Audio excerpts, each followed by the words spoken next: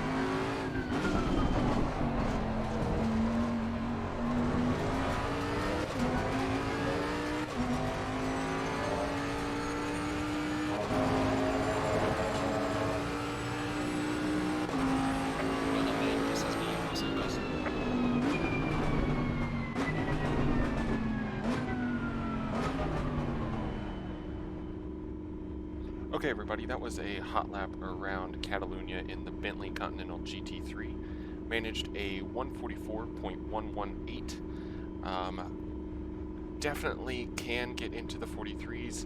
Really struggling with Sector 2 as I kept driving and driving and driving. But it's in the car for sure.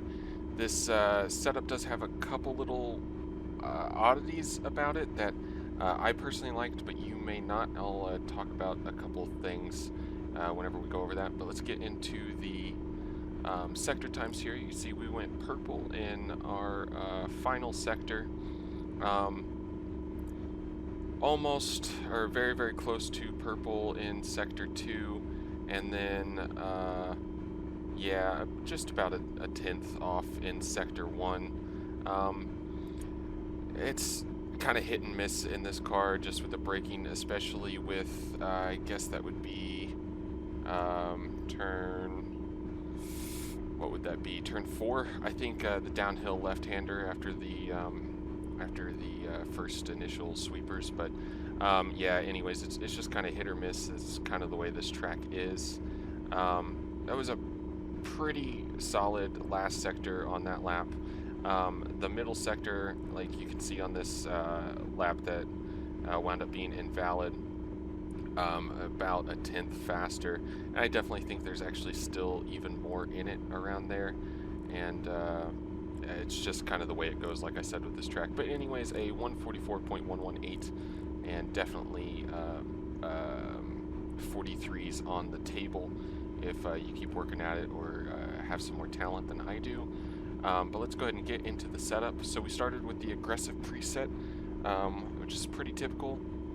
Balance the tire pressures for 28 psi hot at the front, 27.5 hot at the rear is what I was shooting for. More toe on the front of the car, less camber as well. It was pretty well maxed out on camber, brought it back down closer to around the range of what the rear is running. Did that primarily because I didn't feel like I was giving anything up in the high-speed corners, and it was really helping me get the car stopped and turned into the hairpin and the final chicane, running less camber like that, getting a little bit more braking performance out of the car. Also less toe on the rear. This is one of the things I was going to bring up.